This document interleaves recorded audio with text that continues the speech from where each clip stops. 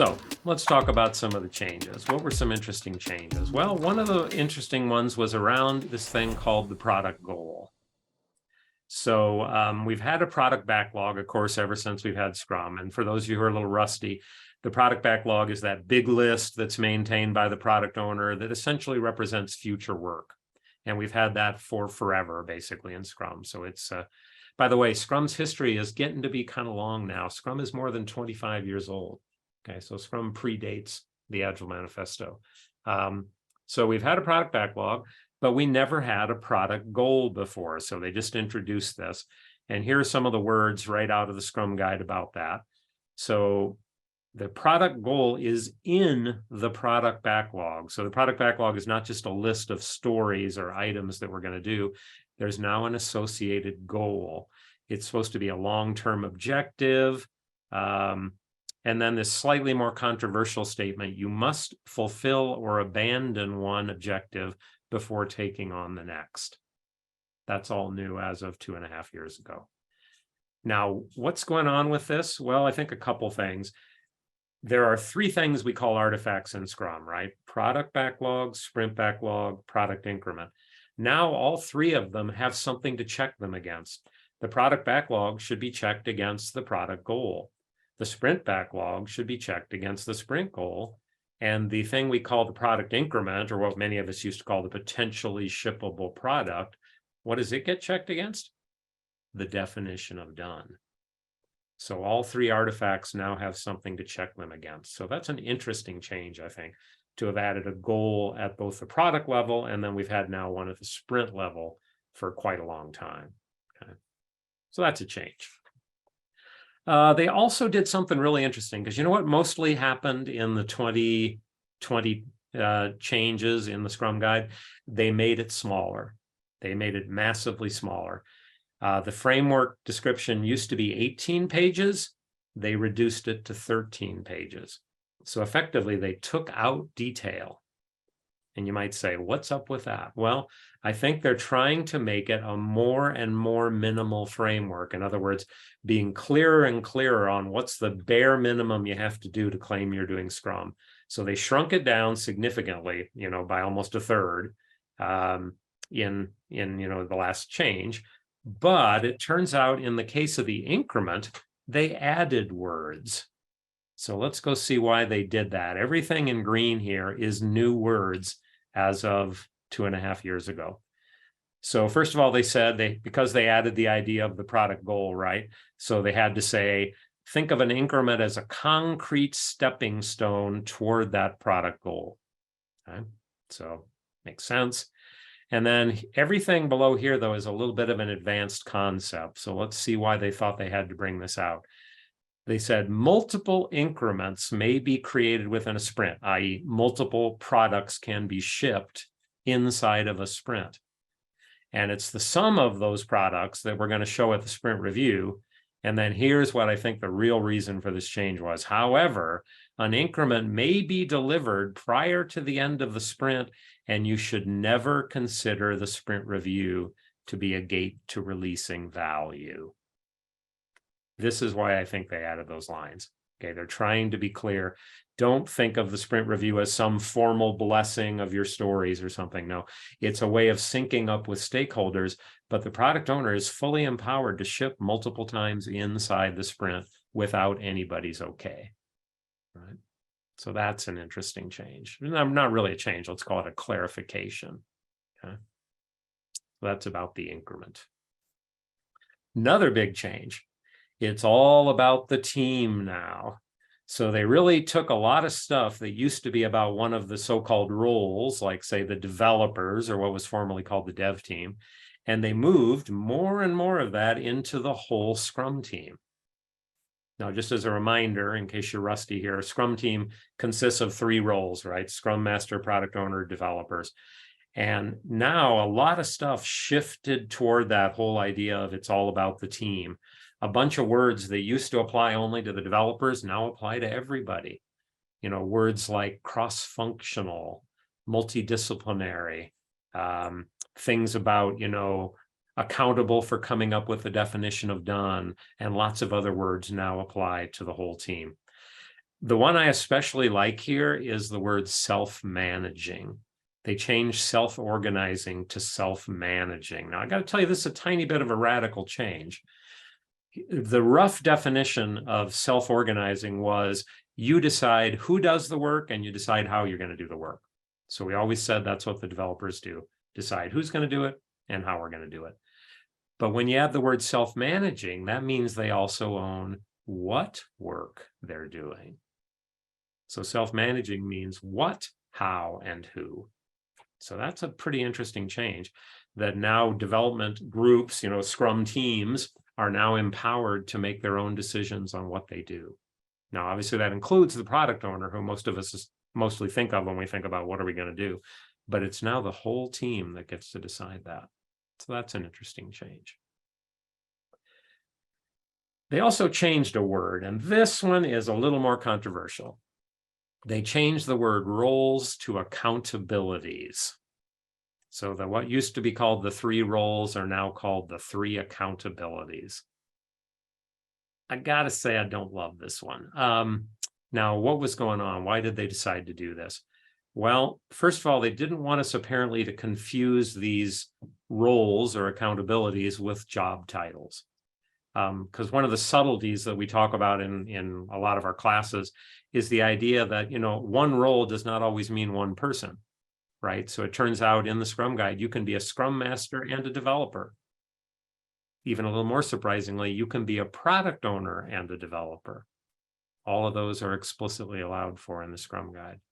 So they changed the word to accountabilities, and then they took out the word dev team. They actively deprecated that term dev team. And so what's up with that? Well, I think of it this way. They always used to say there can be no sub teams inside of a dev team, right? They always kind of pounded the table about that. There's not a QA team inside the dev team. We're all one team, basically. And then I think eventually they were struck by the irony of saying, oh, but the dev team is a sub team of the Scrum team. So they took that idea away. So now there's just an overall Scrum team. You are one or more of Scrum Master, product owner, developer. And that's kind of the change in terminology and, and a little bit of the focus, I guess. Okay. So I use both terms still, honestly, in my classes, roles and accountabilities, because accountabilities doesn't just roll off the tongue, I think. All right. So, but anyway, that was a change. And then they added a couple things for Scrum Masters in particular. So several things changed about Scrum Masters. There's a particular section of the Scrum Guide called What Do We Do for the Organization? Or they call it the service to the organization. And they added one fascinating little thing in there that I find kind of personally interesting: training. Scrum Masters now own making sure people are trained. They made that more explicit. So the reason I like this is not just because I'm a trainer, obviously, but because one of the big fails I see in most organizations is they train the Scrum Masters about half the time. They train the product owners about a quarter of the time, and they almost never train the developers, and they almost never train the leaders. And this does not tend to go well. So now notice that as Scrum Masters, we are now in charge of making sure that training's happening. It says we also are supposed to help in Scrum implementations. Stop and think for a second. What does that mean? That means that you're not just dealing with your team. You're supposed to be helping the whole organization figure out how to roll Scrum out.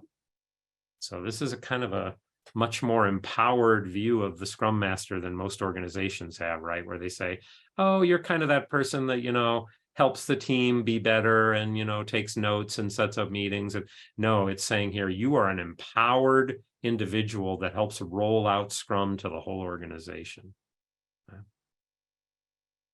There's a funny little wording change here about the idea that you help not just the team, it actually uses the word employees, which is kind of interesting, but also the stakeholders understand essentially empiricism. Now, just a little quiz for those of you who've maybe been a while since you had any training here. What are the so-called 3 parts of empiricism? Can anybody rattle those off?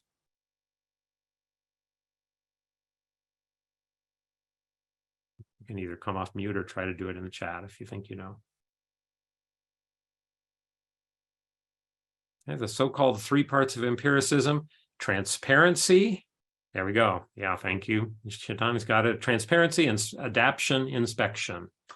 And so that's the fundamental underpinnings of Scrum, is the idea that it's based on lean principles, including this idea of empiricism, that we're always about trying new things and learning and experimenting. So they tried to say, we are responsible to make sure not just the team understands that, but so do the stakeholders. So I like that one. Okay. And then they also put in a kind of a fun little new line here they actually replaced 2 lines with a new line. It says, one of our jobs is removing barriers between stakeholders and Scrum teams. Yeah, that's an interesting one. What does that mean? Removing barriers. So some of you are probably familiar with stakeholders should show up at the sprint review, right? So that's one thing. We want to make sure they're talking there. But another one that comes to mind for me, some people think that only the product owner talks to the stakeholders. No. Any developer on the team should feel free to talk to a customer or a stakeholder.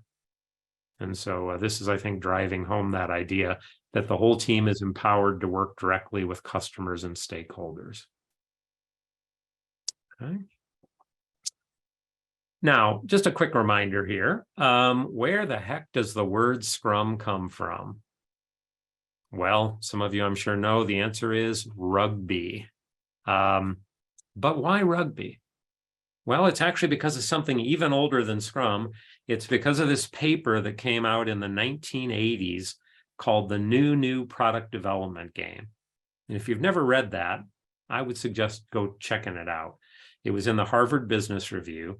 And this was the guys from Toyota essentially explaining the Toyota way to the Western world.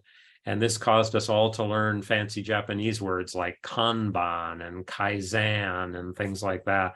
And in it, they use rugby as an analogy. And they say, when the rugby team is on the field and they get to toss the ball back and forth, one of the things you don't do as a coach is sit on the sideline and go, throw the ball to Steve. You leave it to them to decide what to do. And so one of the fundamental ideas here was of self-organizing teams. And so that was coming from rugby. Now, Scrum, on the other hand, is a very peculiar thing in rugby. So the Scrum is kind of like a little reset in rugby. So just in case you've never seen one of these, what are we named after? Here's a very short clip. This is the strange thing we're named after. This is a Scrum. Set.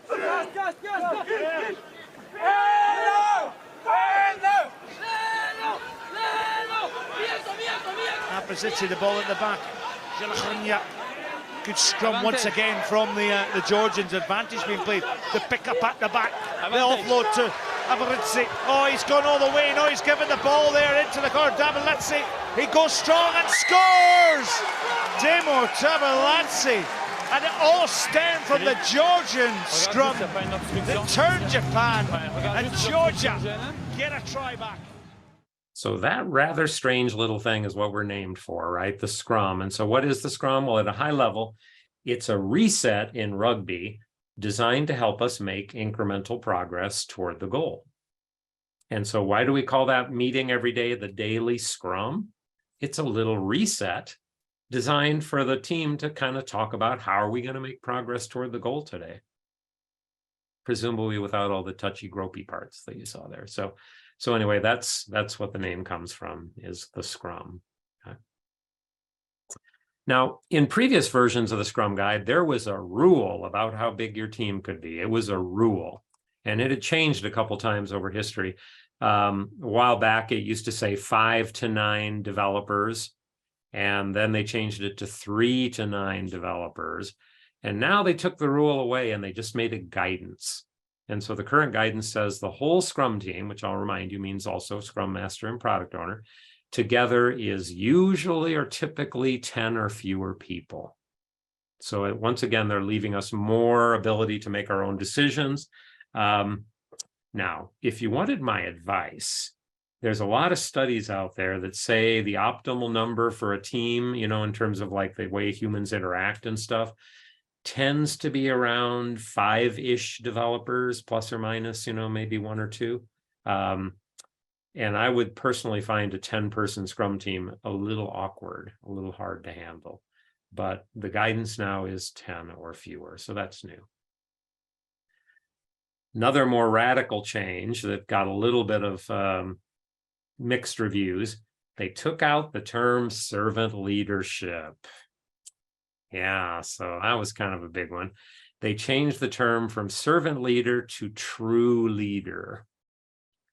So what's going on there? Well, here I've got the quote from the guy who first came up with the term servant leader. And I like the idea a lot. I have multiple books on my bookshelf over here just about that idea of servant leader. So why'd they change it? Well, I think there's a couple reasons probably. Some people said, look, yeah, we can be a servant, that's great, but sometimes we're other kinds of leaders, right? We can be a charismatic leader, we can be a little bit of an inspirational leader. Some people talk about ideas like situational leadership, where you change your style to be helpful, So I think that is one reason that they might have done that, perhaps. So anyway, a little bit of mixed reviews on this change, true leader versus a servant leader. Another moderately significant change happened to the first meeting in Scrum, the sprint planning meeting. They added a new part of the meeting, or what the Scrum Guide calls a topic. Years and years ago, they called it a 2-part meeting, and then they changed that to a 2-topic meeting. This has been a long time ago they did that. Just as an aside, what's the difference between a part of a meeting and a topic for a meeting?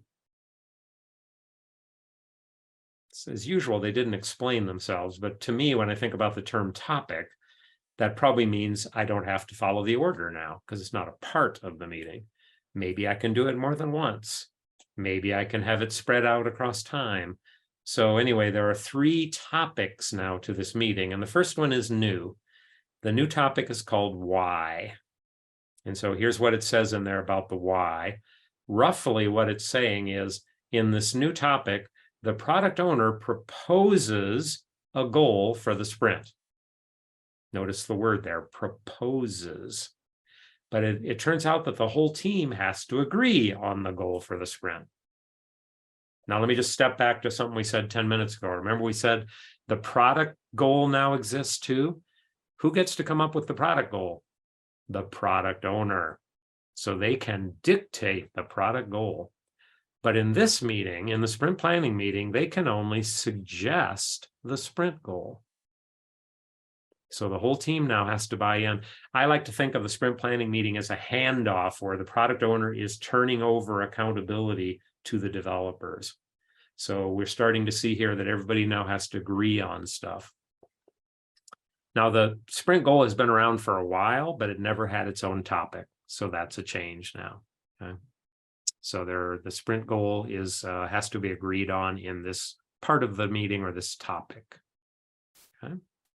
And then the interesting thing, just in case you're not familiar with this idea, the only thing that's actually locked down once you do sprint planning, not the stories, not the tasks or any of that kind of stuff. No, only the goal.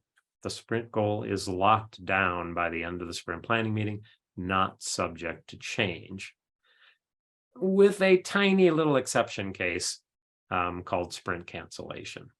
Okay. So that's new. Topic why. Another somewhat significant change that you might or might not be familiar with is in this daily Scrum, or what some of you call the stand-up, the 3 questions are gone. They disappeared. And I got to say, I like this one. And here's my problem. The 3 questions were not exactly wrong, but I do consider them misleading. Okay, they confused people a lot. So remember how I said we don't train our developers very often, which, by the way, big mistake. So Mindy's asking a question out here. Are these updates, shown out there on the Scrum Guide or in the documentation? They're all in that new version of the Scrum Guide, right? And there's a little section there about history that talks about a few of the changes, but it's not 100% comprehensive. So they don't explain everything they do. You can find a little bit of it out there, but not all of it. I have a little write-up that I've done where I went and compared it line for line, so if that sounds interesting, let us know, and I'm sure we can get you a copy of that. Okay. So anyway, the 3 questions went away. So here's my problem with the 3 questions. Actually, let me tell you a quick story. I was at a Agile conference many years ago. There's a series of conferences put on by the Agile Alliance called Agile, this year, whatever, Agile 2023 or whatever. And I was at one of them maybe back in 2015, 2014, somewhere in there. And one of the 2 authors of Scrum was speaking, Jeff Sutherland. And I don't even remember what he's talking about, but he gets a huge crowd, right? It was like 1,000 people in the ballroom. But afterwards, he's taken some Q&A. And this one brave Scrum Master raises their hand and goes, Mr. Sutherland, my team doesn't really like the daily Scrum. Is it okay if we just do it every other day? And Jeff doesn't even pause. He says, of course it is, as long as you're okay with only improving half as fast. Now, it was something between a clever and a smart ass answer, okay? But I think the problem was it kind of missed the point, right? Which is most people weren't getting the daily Scrum.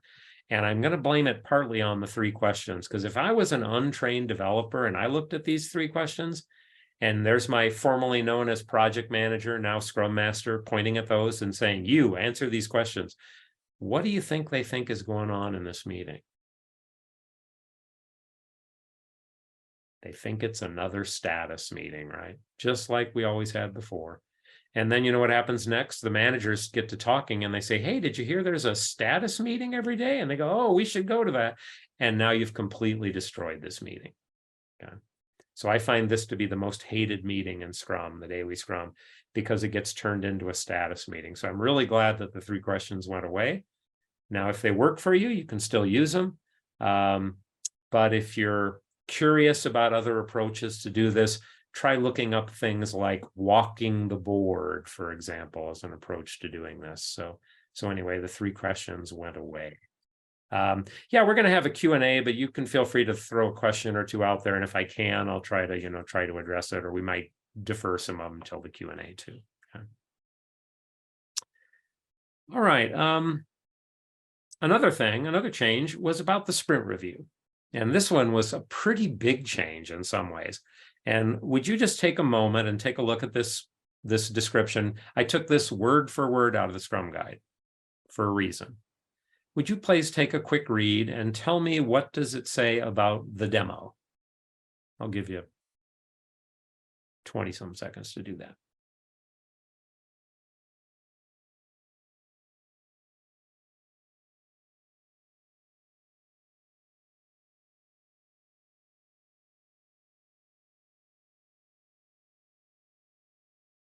What does it say about the demo? Nothing. Nothing. And yet, what do most of us call that meeting? The demo. So what's going on there? Well, here's where a very interesting change happened.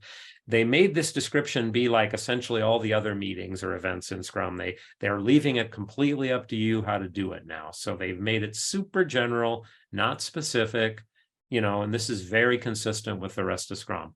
But here's the thing. This one was never like that. So up until 2 years ago, this is what it said in previous versions of the Scrum Guide. Extremely different, extremely prescriptive. It told you who owns the invite list, the product owner. Who gets up and talks about how things went in the overall sprint, the product owner. And then the developers get up, but they're not even doing the demo yet. They're just sharing, okay? They just talk a little bit about how things happen.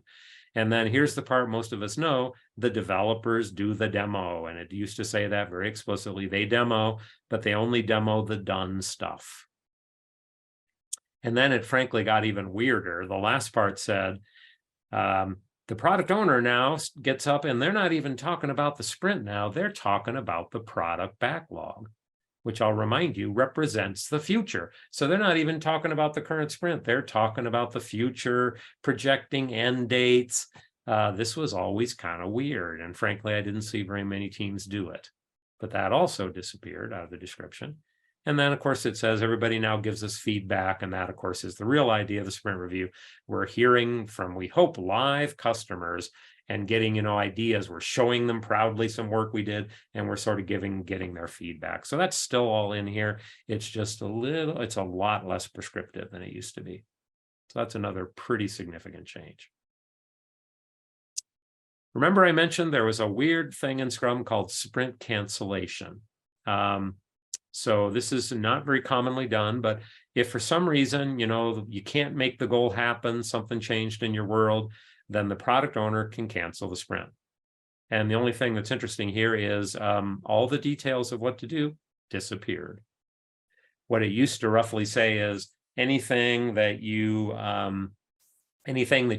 didn't get done, you basically throw it all back on the product backlog, and then you're going to immediately hold a new sprint planning meeting.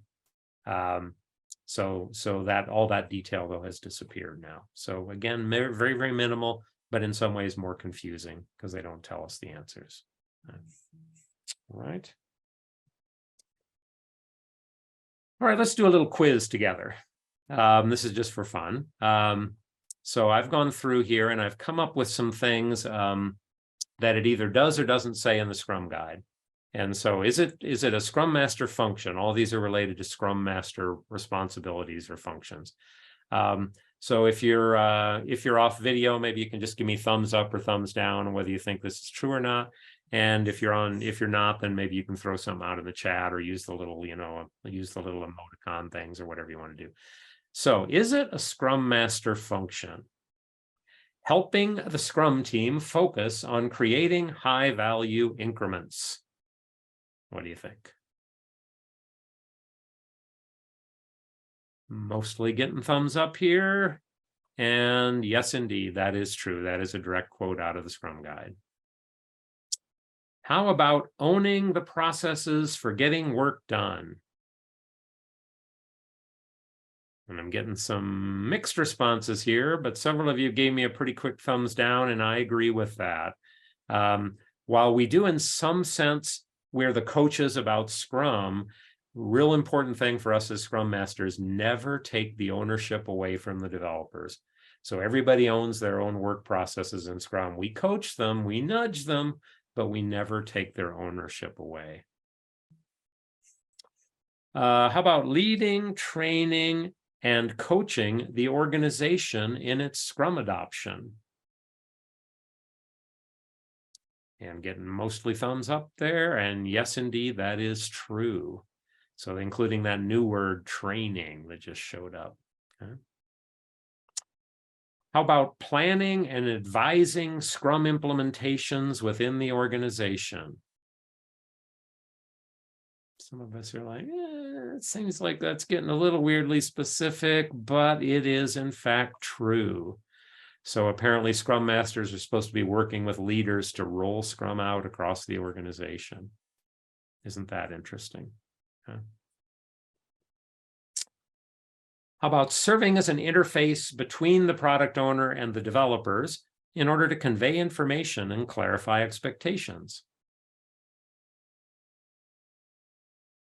Getting a little bit of mixed responses on this. And I'm not going to say we would never do this, but I definitely lean against it. And here's my problem. As Scrum Masters, we like to connect people. We don't want to be the connector. We want to connect people. We don't like intermediaries and handoffs and things like that. So I would try to do more like that if it was up to me. Okay. The Scrum Master is accountable for the Scrum team's effectiveness. This is a fascinating one, right? Because even though we are a subtle, what we might call an influencer in today's terminology, this is a true statement. We are accountable for the effectiveness of the team, even though we do it in very subtle ways. I find this one of the fascinating things in Scrum. Okay. How about running the daily Scrum meeting to optimize team effectiveness? Getting kind of mixed reactions on this one. And, you know, this is one where I think the answer is going to be a little situational, right? Occasionally, I think we facilitate here, but in general, it is not our meeting. In fact, one thing that became even clearer in the new version of the Scrum Guide, it is the developers' meeting. In fact, you know what it says about the Scrum Master in regards to this meeting? One line. If you are working items off the product backlog, you may attend as developer. As developer. Never says you're there. Now, for those of you who said, yeah, I think we do that, let me just say, there is a reason to say that. There is another line that says, we facilitate Scrum events as necessary. So, my own thinking here, at first, you probably actively facilitate it, and then I like to suggest work yourself out of that job. Let the team start to take it more and more. That's kind of my personal thought on this one. How about the last one here? The Scrum Master enables the Scrum team to improve its practices within the Scrum framework. Yeah, most of you are like, yeah, it sounds pretty good. Yeah, that's true. And it turns out that, yeah, one of our jobs, the way I like to describe it is the nudge. We're constantly nudging the team to improve. Okay. All right. A few other minor changes. We've covered the big ones, I think. What are a few other minor changes? I'll just kind of go through these kind of quickly. Backlog refinement, used to say, should take no more than 10% of the team's time in the sprint. Yeah, that disappeared. Probably just being less prescriptive. So it's gone now. Once a sprint begins, its duration is fixed and it cannot be shortened or lengthened. Wow, this one disappeared. Now, this has always been a core rule in Scrum. I think the intent is still there, but it disappeared. So it no longer says that. I still teach that. I think that's an awfully good idea, but it disappeared. Sprint retrospective now says the most impactful improvements are addressed as soon as possible. They may even be added to the sprint backlog for the next sprint. Okay, that's kind of generic. But you know what it used to say in the previous version of the Scrum Guide? It is mandatory that every sprint backlog has one improvement that came out of the previous retrospective. So they just kind of dialed it down to a recommendation. Okay. So they took out that mandatory thing. And then there's a fascinating new line that I'm still thinking about 2 years later that says, the moment a product backlog item meets the definition of done, an increment is born. Isn't that a fascinating line? Okay. So I continue to sort of ponder all the implications of that. And then this one disappeared, but I really hope they didn't mean to change the intent here. It says, no one, not even the Scrum Master, tells the developers how to turn product backlogs into functionality. And I think this was just trying to take out, you know, being too pejorative or something. But I hope we're not telling the developers how to do their job. We can suggest, we can nudge, we don't tell. So those are some of the, I think, interesting changes that happen. Now, some of you might say, well, given that Scrum is becoming a more and more minimal framework, where do I go if I'm just trying to come up with some good new ideas? Well, it turns out there's kind of a companion site to the Scrum Guide. And it's kind of oddly named. It's called ScrumPlop.org. Now, why is it called Plop? Well, this is a little piece of historic trivia. The Scrum, or actually the Agile movement, grew out of the object-oriented programming community in the 1990s. And PLOP in the object-oriented community was known to stand for Pattern Language of Programs, a now obsolete term, I think. But the reason it's called ScrumPlop is because of that. So it's a pattern site. And this is highly vetted by people like Jeff Sutherland and top Agilists. So everything out here are good ideas. So here you can find many of the ideas that you might have expected to be in the Scrum Guide, like how about user stories? How about story points? How about doing releases or projects? All of these ideas and hundreds of others are out in ScrumPlop.org. So I would highly suggest that to you as a kind of, think of it almost like the companion guide to the Scrum Guide. So that's kind of my thoughts on the major changes that happened. So with that, I think we can throw it open for questions, comments, anything that anybody wants to throw out there.